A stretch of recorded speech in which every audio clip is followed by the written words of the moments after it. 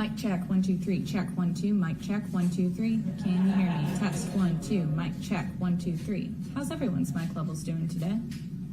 Hello, everybody. Yeah, no problem. Check, 1, 2, mic check, 1, 2, 3. Test, cool. All right.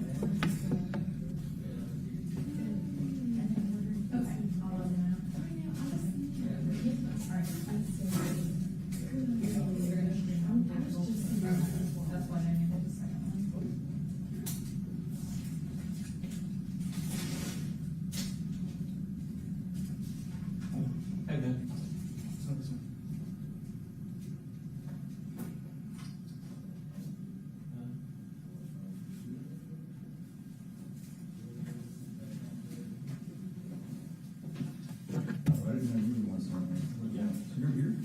Yeah, I'm here.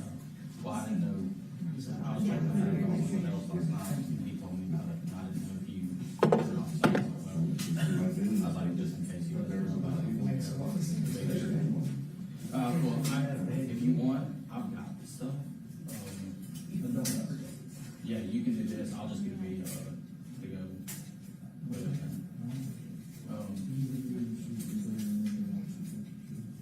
I figured out I can swap this over.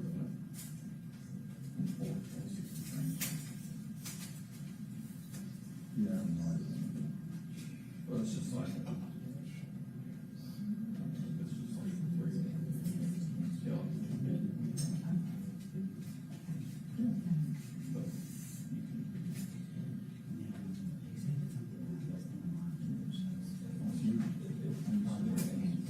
Yeah, you're good. Comes in handy. Comes in handy when I'm filming from my own retirements. Yeah. It'd be like stomping grapes and stepping in mud.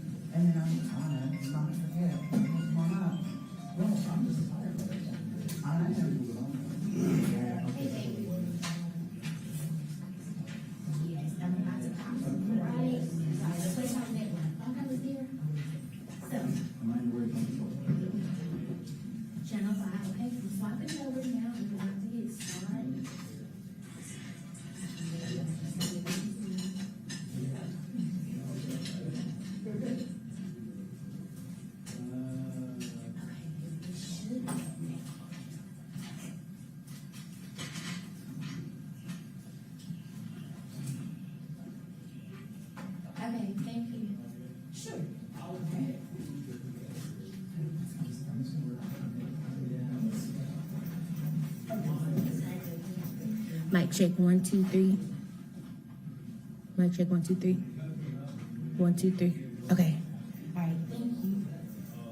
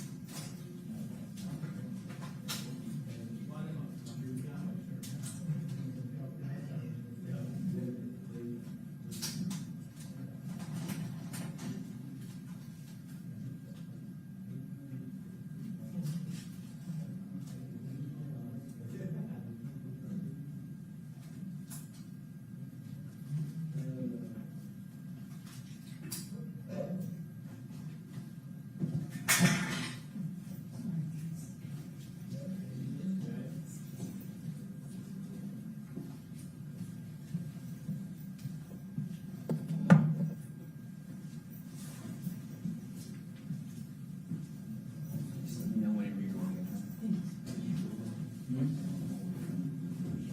Yeah, we'll leave it. Yeah, we'll leave the door. Yeah, it is hot in there. Yeah,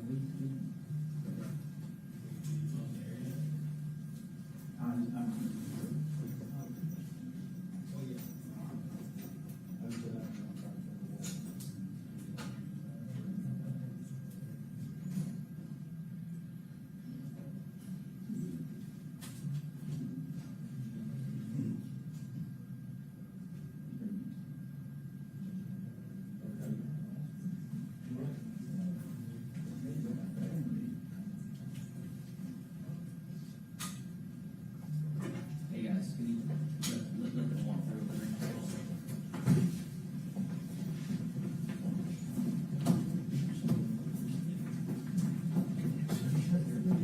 There's nowhere to put my paper. Okay, there we go.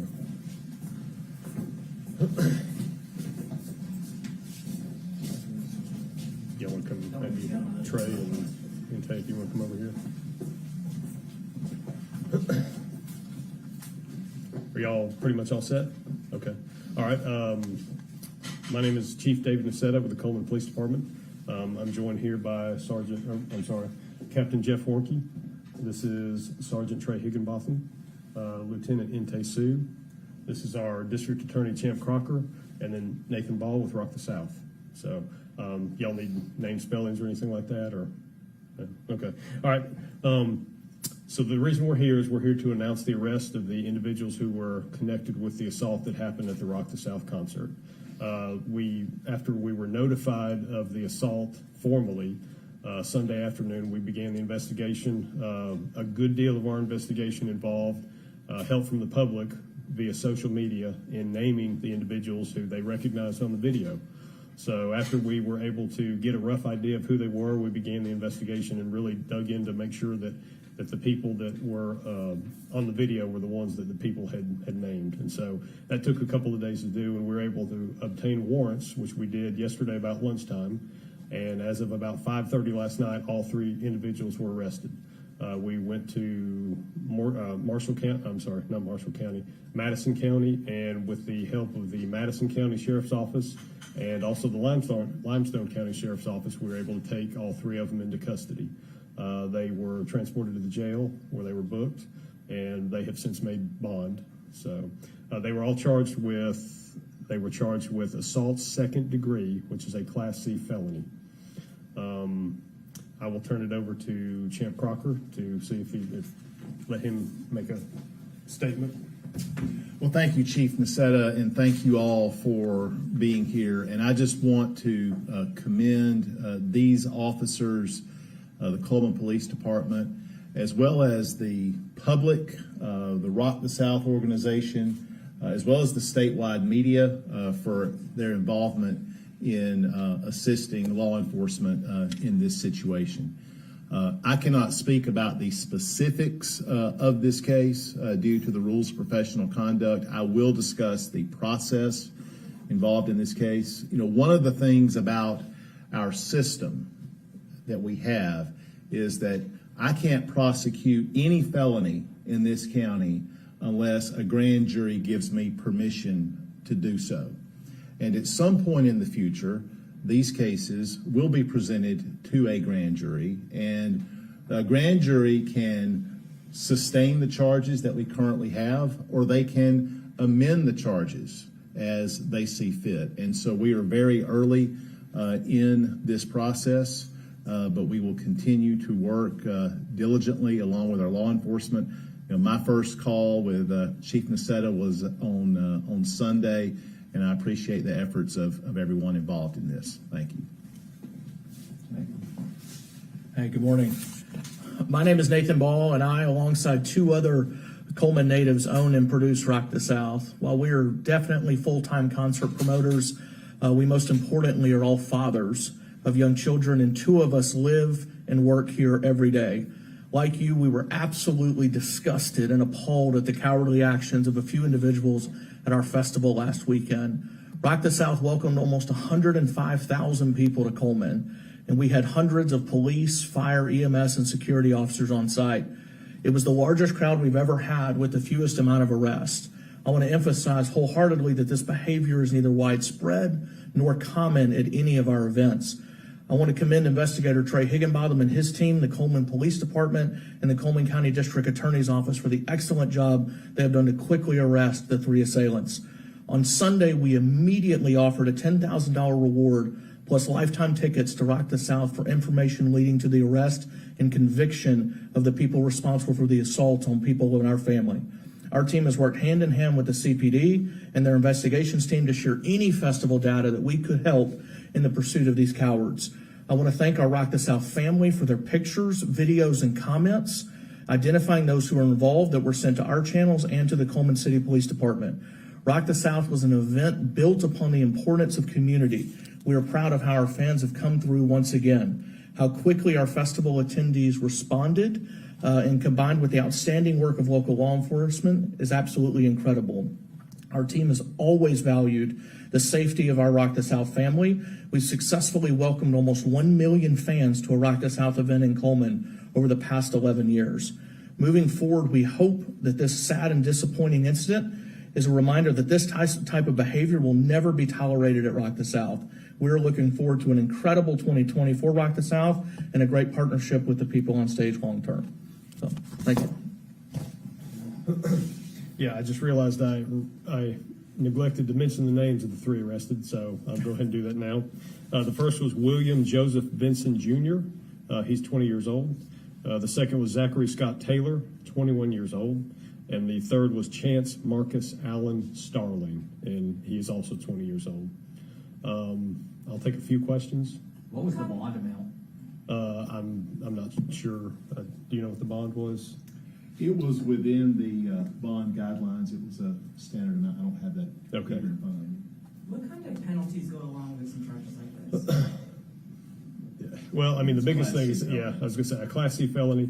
And again, it's kind of, it's by statute, but, that'll be up to the judge and when the charges make it all the way through the system. So, I don't know. Do you want to describe what they could get for a Class C felony? Yeah, so the charges we have now are Class C felonies, and by statute, a Class C felony carries 366 days to 10 years in prison. That is the range. That is not necessarily what it would be in any particular case. That is just the range under 13A 621 of the Alabama Code.